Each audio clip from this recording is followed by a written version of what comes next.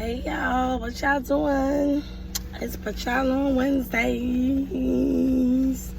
Yo, my voice is gone. When I tell you, first I had a fever, then I had a sore throat, and I had like a little cough.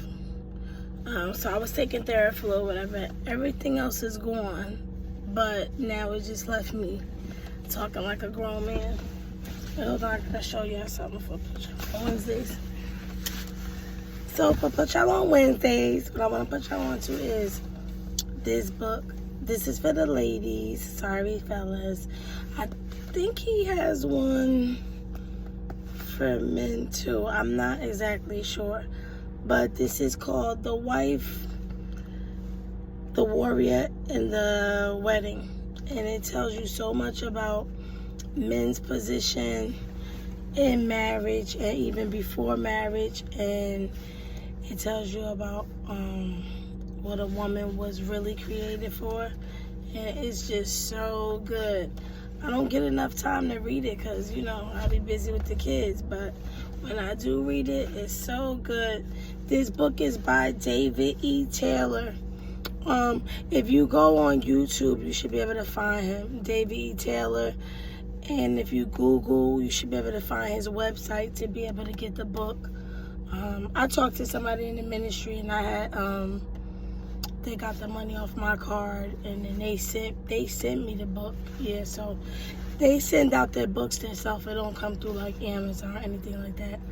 But this is really good. David E. Taylor, The Wife, the Warrior, and the Wedding. So that's what I want to put y'all on to today. Also, what I want to put y'all on to is Funny Marco and Kevin Hart's interview. Listen, these days I be looking for a good laugh. So if you want to laugh, watch that interview. I didn't watch the whole thing, but I'm like halfway through, and it's really funny. So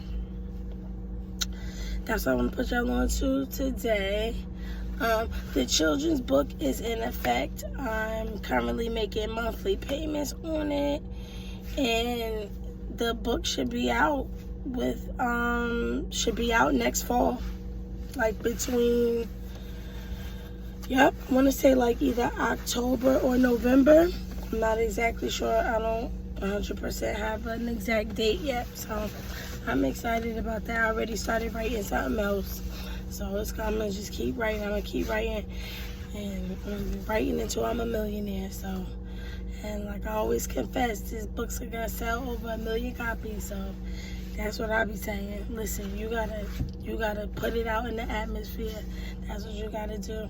And I always tell people to aim high, aim high. If you aim high, if you fall short of that, you still gonna be good on a good level. But if you aim low and you fall short, you didn't reach your goal. So that's something I always stick to. So let's get into some things. I want to talk about spinning the block. So it's a few people spinning the block. Nelly and Ashanti spinning the block. Look like Erica Dixon and Scrappy spinning the block. So I really wanted to talk about like Erica Dixon and Scrappy. I see like a lot of people in the comments saying, oh, she crazy for dealing back with him, but all the mess he did and all this stuff. But I don't know if they're officially back together or whatever, but they have been going on trips and hanging out a lot. My opinion on going backwards as far as a relationship is concerned, I don't agree with it. I don't agree with going backwards. That's my opinion, because I feel like you start to see some of the stuff you left before, and then you like, oh yeah, this is what I didn't like before. But there is an exception to the rule.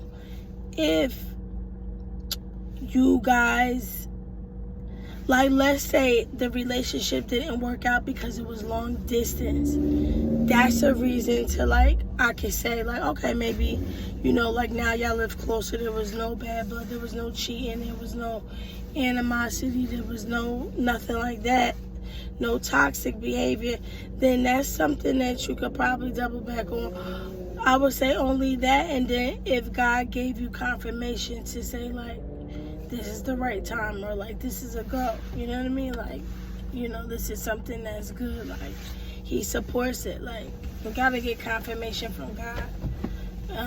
That would be the only reason why I would go backwards, because I always believe in moving forwards. But that's just my opinion on it. So this Chrisean Rock and Blueface situation.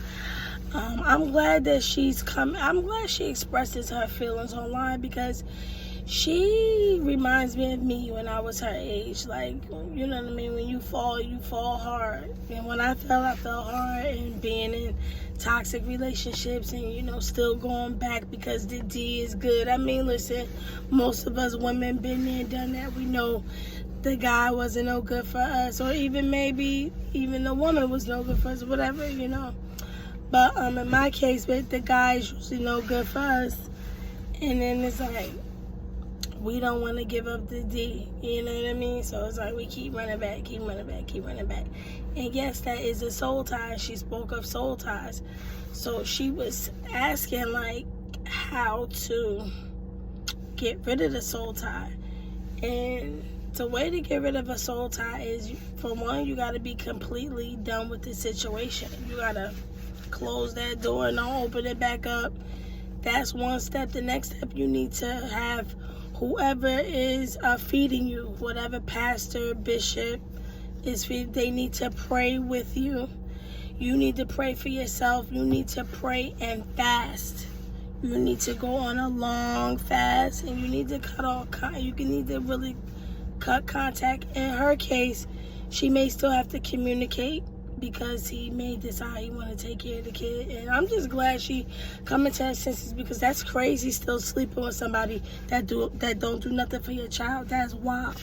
So I'm glad she's coming to her senses, and we just got to keep her lifted up. We just got to keep her prayed up and stuff like that. And I'll say something about that Jade and Alexis situation. So Blueface's baby mom, I heard the audio with her, like, screaming at him about talking to her and stuff like that. And it's like, that, I can tell you, that right there is not going to work between them two, because if she can't accept him wanting to still deal with Chrisean and talk to her so that he's able to be there for his child, that's going to be a problem. Now, if he's just sleeping with her and still doing stuff like that, then I can understand her saying, that's where I draw the line. Like, you talk to her about your kid and you deal with her for the kid, but all that extra stuff, we're not doing that. That's when I can see her speaking up. But what I'm going to say to women, stop taking back these men. Men step out on you or have a child on you, and you decide as a woman you're going to take him back and work on that relationship, then you need to accept the child that he had outside of your relationship. That's it. Like, it's not cool being bitter and angry at the situation and then telling him he can't have no involvement with the child. The child is still innocent. The child still needs a father. You know what I mean? You decided to stay with a man that had a kid on you. See, I'm not staying with somebody that had a kid. You had a kid on me, bye. Go on, you crossed the line. You crossed the line. Like, that's too much. You out here sleeping unprotected, and then you out here making another family. Okay, baby, you got to go. But she didn't do that, so then you deal with the consequences. He has another child, and you're going to have to be woman enough to allow him to take care of that child. And so that's what I wanted to say on that. I love you guys. Pray for me. I got to get me some hot tea today so I can get my voice back, because I'm sounding like a truck driver right now. All right, I love you guys. Have a good one. Bye.